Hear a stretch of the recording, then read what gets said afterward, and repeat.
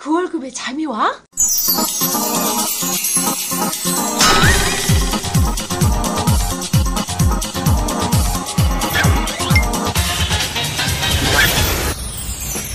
그 월급의 잠이와는 월급이 전부인 2천만 월급쟁이들의 불면증을 해소하는 방송입니다. 예, 안녕하세요. 반갑습니다. 그 월급에도 잠이 오게 하는 방송 머니스토리TV 뭉치 양승민입니다. 네, 표 대표입니다. 네, 에세다빠 손수월입니다. 네, 이제 해가 바뀌었죠. 표 대표님. 네, 올해 무슨 년입니까? 올해가 욕 나오기 좋은 해. 네, 제가 뭐 연초부터 욕을 많이 먹었어요. 예. 그러시구나. 예. 표 대표님 욕 먹을 일이 있나? 좋은 일 많이 하셨잖아요. 아니 뭐 그런 것 따라서 예, 18년에 예. 견년 잘 보내라 이런 욕 많이 먹었어요. 예. 우리 에살 아빠님 어떠세요? 연말 연초 이때가 강의가 좀 잠잠한 시기인가요? 사실은 그 1월, 2월 뭐 이쪽은 강의 비수기라고 많이 얘기를 하는데 이번 달에도 벌써 5개가 네. 아니 뭐 감사하게 생각하고 있습니다. 우리 그때 구세청 관련돼서 얘기했잖아요. 세무조사 나오는 거 아니야? 저 송강사라는 저 사람이 강의를 저렇게 많이 하는데 세금 신고 잘하고 있나? 팟캐스트가 독이 되는 거 아니에요? 근데 이게 그 필요 경비가 높다.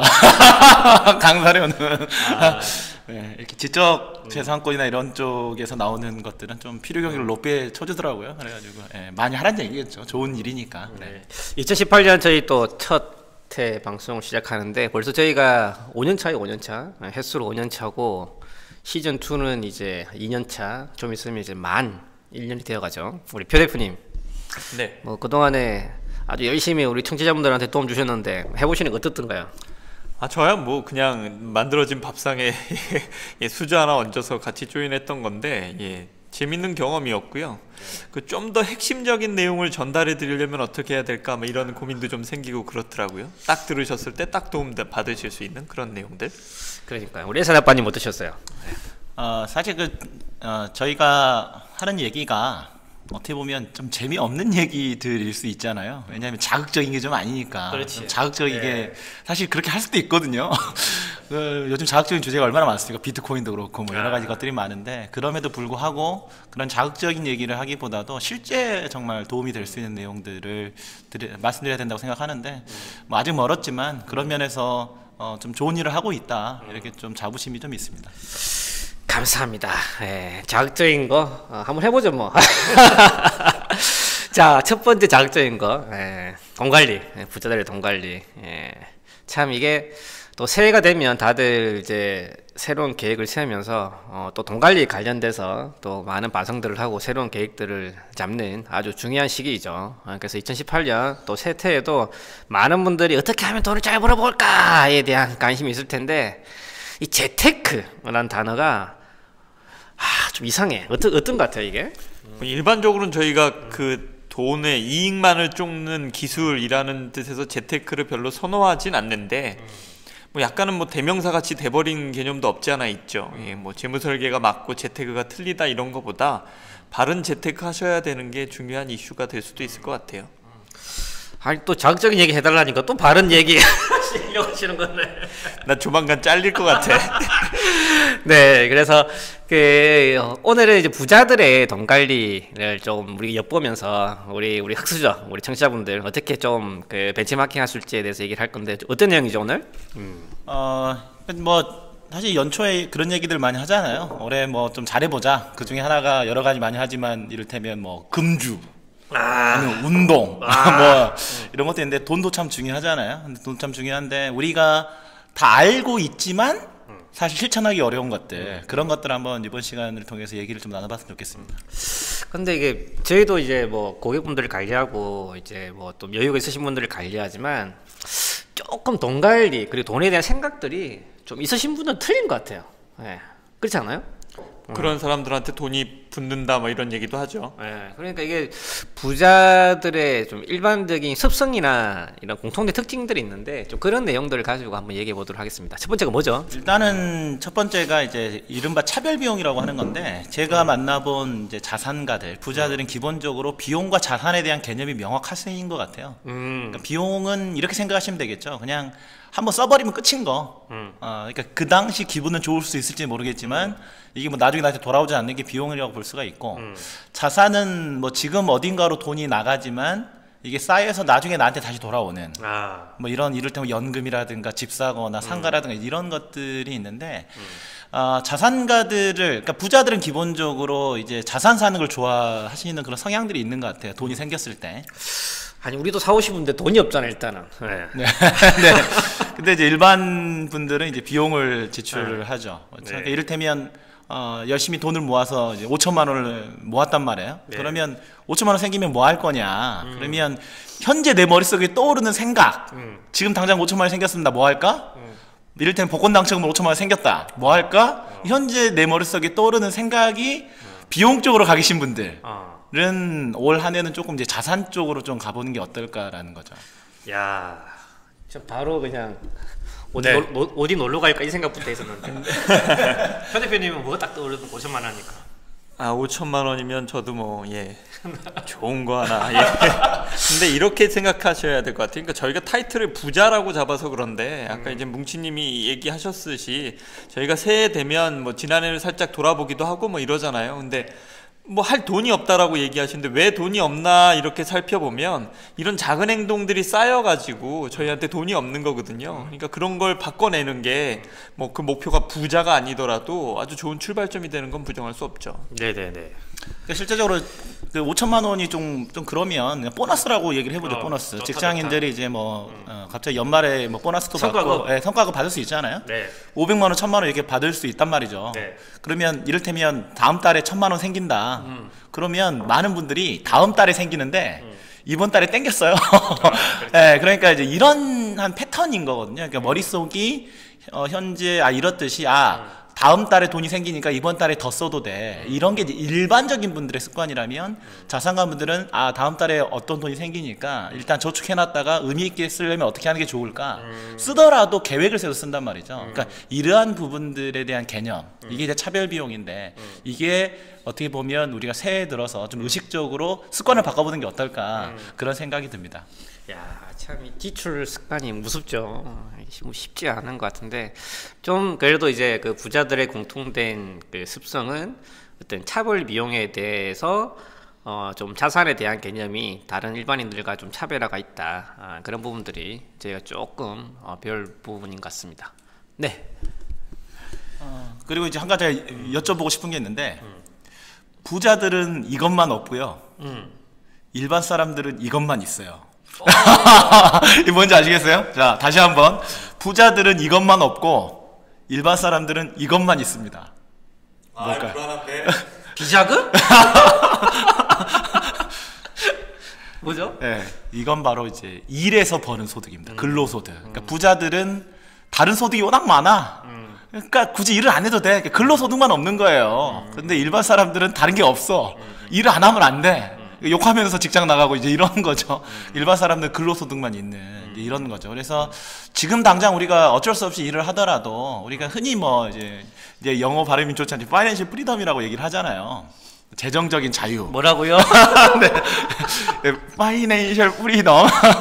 네, 근데 이 재정적인 자유라고 하는 게 다른 게 아니고 내가 일을 그만두더라도 내가 가지고 있는 자산을 가지고 내가 평생 살 수 있느냐 이제 이거잖아요. 네. 일을 하지 말자가 아니라. 그러니까 이게 뭐냐면 결국은 어떤 소득들이 있을까요? 그러면 근로소득을 빼면 일단 비자금. 네, 그럴 수 있고 일단은 이제 금융소득 네. 월 기준으로 할게요. 금융소득은 이자를 받거나 아니면 배당을 받거나 이런 소득일 거고요. 금융소득에 일단 내가 뭐 임대소득이 있다. 임대소득을 더하고 여기에 연금소득이 있다. 이런 것들은 그냥 매달 나오는 소득으로 볼 수 있는 거잖아요. 이게 내가 평소에 지출하는 월 지출액보다 크다면 이분은 굳이 일을 안 해도 되는 거죠. 그렇죠? 물론 이제 뭐 퇴직소득이나 양도소득은 다시 이제 이 금융소득, 임대소득, 연금소득이 포함이 돼야 될 거고요. 그러니까 이런 시스템을 만들어 가자라는 거죠. 그렇죠? 그러니까 금융소득, 임대소득, 연금소득이 월 지출액보다 클 수 있도록. 그러면 두 가지가 필요한데 하나는 이 소득을 어떻게 늘려갈 거냐 또 이제 전제가 하나 돼야 될 것이고 두 번째는 그렇다 그거 아니라도 합리적으로 또 지출을 또 낮추면 그렇지. 이것도 가능하잖아요. 그러니까 둘 중에 하나를 놓고 이 재정적인 자유를 누리기 위해서 시스템적으로 매월 조금씩 해나가는 이런 노력들이 필요하다라는 거죠.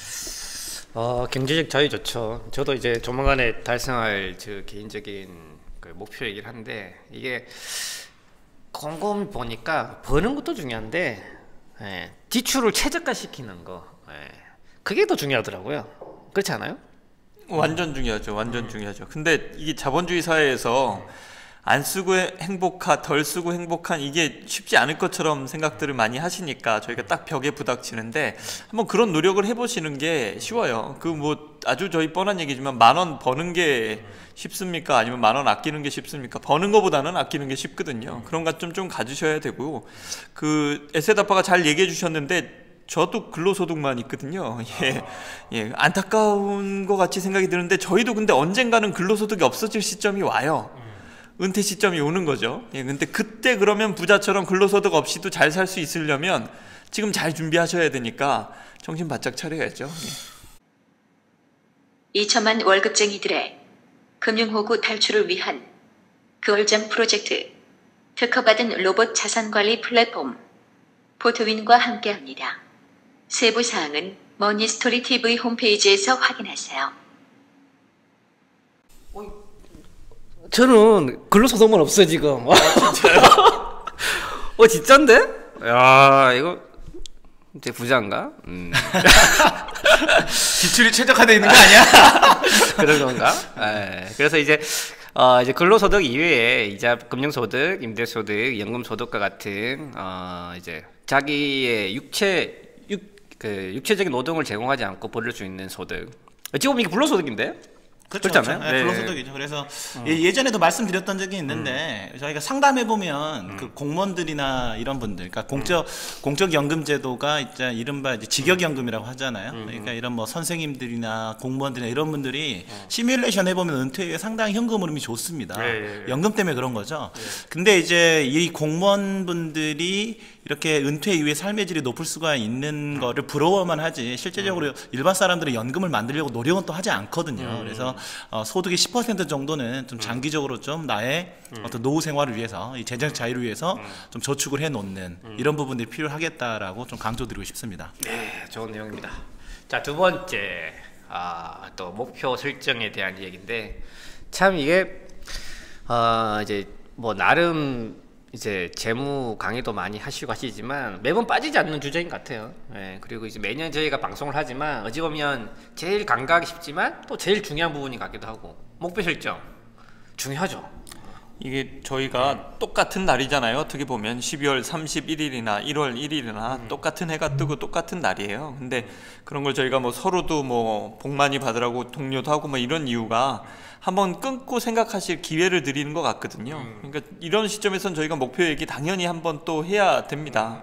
왜냐하면 저희가 과거를 반성하면, 과거를 한번 복귀해보면 알 수 있는데, 저희가 그 동력이 부족해서 하다 말고 한 거에 가장 큰 부분은 목표 수립 단계에서부터 좀 에너지가 약했다, 이렇게 볼 수 있기 때문에요. 저희 그 부분을 한번 또 짚고 넘어가야죠. 많은 분들이 저희가 이제 상담을 진행해 보면 대부분들이 이제 부부 상담을 저희가 진행을 하죠. 그러면 제일 많이 도움됐다는 게 뭐냐면 상담 이전이 도움이 됐대요. 상담 이전에 상담을 위해서 자료를 준비하고 이런 재무적 목표를 설립하면서 너무 많이 도움이 됐다 하는 거예요. 참 희한하죠. 희한해. 맞아요. 네. 이게 보면 그런 것 같아요. 저 야구 좋아하니까 또 야구야. 뭐 올해도 기아가 우승하겠지만 야구 선수들도 보면요, 목표에 따라서 달라지는 것 같아요. 네. 내가 어떤 선수가 될 거냐에 대한 목표. 근데 막연한 목표를 가지고 있는 선수도 있는데, 일본에 오타니라는 선수가 있거든요. 오타니. 예. 네. 그 뭐 투수도 하고 타자도 하는 이런 네. 이런 이제 친구인데, 나이가 20대 초반이죠. 그런데 LA 에인저스라는 이제 메이저 리그로 진출을 했는데, 한번 인터넷에 오타니 목표 한번 쳐보세요. 그러면 빼곡합니다. 그러니까 몇 년에 뭘 하고, 뭐 몇 살에 뭐 하고, 이런 것들이 엄청나게 구체적인 목표가 있더라고요. 그걸 보면서 저 좀 반성을 많이 했는데, 재정적인 부분도 마찬가지다. 그런데 한 가지 여쭤보고 싶은 게, 2018년 재무 목표 세우셨는지 한번 여쭤보고 싶어요. 저요? 아니, 우리 그 청취자분들. 청취자분들한테. 근데 대부분 목표가 없거나, 아니면 아유 그래 올해는 빚 좀 갚자, 아니면 이제는 회사 좀 때려치고 좀 더 돈 많이 주는데 가자, 뭐 돈을 좀 더 많이 벌어볼까, 이 정도가 대부분이시거든요. 아니면 뭐 비트코인 어때요? 그렇죠, 그렇죠. 이제 목표 없이 그냥 수익률만 내는 이런 것들이 있는데 목표를 좀 세우셔야 돼. 목표를 세울 때는 4가지 요소가 있습니다. 1번 뭘 할 거냐, 그리고 2번 언제까지 할 거냐, 시간. 3번 얼마를 마련할 거냐, 마지막으로 그걸 내가 정말 달성하면 어떤 느낌이 들 것 같은지, 이 4가지 측면에서 한번 하나하나의 목표를 세워본다면 이거는 뭐 청취자분들의 어떤 계획들은 다 달성될 거다. 목표를 세우는 것이 중요하다. 일단 이 부분은 강조드리겠습니다. 네. 뭘 또 우리 표 대표님 열심히 검색하시고 있으신데 뭘 그렇게 또? 봤죠 또 5단위 목표. 네. 장난 아니지 않습니까? 장난 아닌데요. 예. 예. 저도 이제 상담을 많이 진행하면서 좀 어느 정도 사회적 위치에 성공하신 분들을 보시면 재무 목표를 대부분 분들은 이제 글자로 깨작깨작 이렇게 적으시는데 엑셀로 쫙 뽑으세요. 기대 수명까지 쫙하게. 참 그런 거 보면서 야 대단하시다 이런 생각들 많이 가지고 있습니다. 그래서 어느 정도 성공하신 분들은 공통적으로 이런 목표 설정이 명확히 되어 있다. 참고할 부분인 것 같습니다. 네, 그다음 뭐죠? 그 다음에 이제 내가 정말 하고자 하는 중요한 일이 어떤 건지 한번 이제 고민해 보실 필요가 있을 것 같은데요. 하버드 시간 관리에 관한 에피소드를 보면 이제 교수님이 큰 병에 일단은 이제 그 큰 돌을 채운 거예요. 돌을 채워요? 큰 돌을 채웠어. 그 다음에 이제 학생들한테 물어봤죠. 이게 병이 꽉 찼냐? 학생들이 다 찼다 이렇게 얘기를 한 거죠. 그랬더니 이제 교수님이 갑자기 거기에 자갈을 붓습니다. 아직 안 찼다는 거죠. 그렇지. 그럼 이제 다 찼냐? 그러니까 이제 학생들이 이제 감이 온 거죠. 아직 안 찼다. 그러니까 거기 물을 부으니까 다 찬 거예요. 거기에 대한 핵심이 뭐냐라고 물어보니까 어떤 학생은 아무리 스케줄이 있어도 더 스케줄을 만들 수 있다 뭐 이렇게 얘기를 했는데 그 교수님이 얘기하신 게 뭐냐, 큰 돌을 먼저 넣지 않으면 그러니까 자갈부터 넣거나 그러니까 자갈부터 넣어버리게 되면 큰 돌을 넣을 수 없다라는 얘기죠. 그러니까 중요한 일부터 하고 그 다음에 이제 자잘한 일들을 해야 되는데 많은 사람들이 이제 그 뭐라고 해야 될까요? 그냥 하루하루 살다 보면 결국 중요한 걸 놓친다 이렇게 보실 필요가 있는데 이거를 실제적으로 우리 재무 관리하고도 똑같이 연결을 시킬 수가 있습니다. 야, 어떻게? 그러니까 이를테면 커다란 병에 담긴 큰 돌, 이거는 인생에서 우리가 꼭 달성해야 될 목표로 볼 수가 있는 거죠. 뭐 이를테면 아까 얘기했던 뭐 노후 자금이나 뭐 재정적인 자유라든가 아니면 어떤 자녀의 꿈을 이루어주는데 내가 재정적으로 서포트하는 이런 것들은 우리가 꼭 달성해야 될 목표죠. 이것부터 우리가 먼저 달성해야 된다는 거죠. 그 다음에 이제 자갈이 뭐냐? 자갈은 사실은 현재 내 형편으로는 굳이 지금 당장 안 해도 될 지출들, 이를테면 현재 소득보다 과한 차라든가 집이라든가 여행, 외식 이런 것들이죠. 그 다음에 이제 물까지 부어버리면 그건 이제 매달 한 달의 현금 흐름을 볼 수가 있죠. 그러니까 반대로 얘기를 하면 한 달 지금 당장 적자 발생하거나 저축 없이 살면 결국은 이제 우리가 정작 중요한 일을 할 수가 없겠죠. 그러니까 이런 부분들을 우리 고려를 하시고 정말 중요한 일이 뭔지를 우리가 먼저 계획을 세워주셔야 될 것 같습니다. 야, 저는 오늘 이 방송 내용과 반대로 생각을 하고 있는 것 같은데. 네. 저는 달력 꺼내면 그 다음 날에 놀 거부터 날짜를 잡고 남는 날을 일하자. 우리 월급쟁이도 다 비슷하지 않아요? 이따 비트코인 돈 넣어먹고 시간 남으면 이제 회사 일 좀 하고 그러다 시간 되면 집에 가서 또 비트코인 하고 이거 아닌가? 네, 그러면 안 되죠. 안 돼요. 이렇게 한번 보시면 될 것 같아요. 아까 저희가 이제 목표 얘기했는데 강조해서 말씀드렸지만 늘 부담스러우실 거예요. 그 얘기를. 근데 그렇게 안 하셨기 때문에 부담스러우신 건데 조금 전에 엘세드 아빠가 얘기해 주신 우리 가족한테 큰 돌이 뭔지 부부가 한번 대화부터 하시는 걸로 출발하시면 서로 생각보다 합의점을 잘 이뤄내실 수 있을 거예요. 근데 그런 대화가 늘 부족하시기 때문에 한 분이 좀 뭐라고 그럴까요? 뭐 이런 뭐 강의나 이런 걸 듣고 약간 느낌이 왔어요. 그래서 아내한테 그때 그 얘기를 하면 아내는 별로 그쪽에 관심이 없어요. 그러면 또 트러블이 생기고 반대의 경우가 또 발생하는 부분들이 있거든요. 그러니까 연초니까 딱 두 분 같이 앉으셔서 우리 집안의 큰 돌은 뭘까? 우리 집안의 작은 돌들은 뭘까? 이렇게 한번 얘기 나눠보는 것만으로도 중요 목표들을 정리하실 수 있을 것 같아요. 되게 중요하죠. 이제 많은 월급쟁이 분들이 어떻게 생각하시냐면요. 결혼을 하면서 전세자금 대출을 받죠. 대출금 열심히 갚아요. 그 다음 내 집 마련을 하죠. 대출금도 열심히 갚아요. 그 다음 애들 컸어요. 그다음에 집대 큰 집을 사죠. 또 열심히 갚아요. 그러면 나중에 딱 집 하나 남고 정작 중요한 노후 자금 없고 그다음에 뭐 자녀들에 대한 지원들 이런 부분들 때문에 항상 빠듯하게 사는 거죠. 그래서 가장 중요한 게 오늘 에스라빠님 말씀하신 이런 그 중요한 일, 커다란 돌들을 먼저 그 계획하는 게 중요하지 않을까 한번 생각해 봅니다. 맞나요? 네, 맞습니다. 좋은 내용이다. 네. 자, 마지막 지출 관리의 중요성. 네. 그러니까 근데 이게 이제 기반이 되려면 우리가 큰 돌을 이렇게 그 만들려면 결국은 이제 돈을 모아야 되잖아요. 근데 또 많은 분들 그런 얘기 하시잖아요. 일단 그 물에서 끝난다.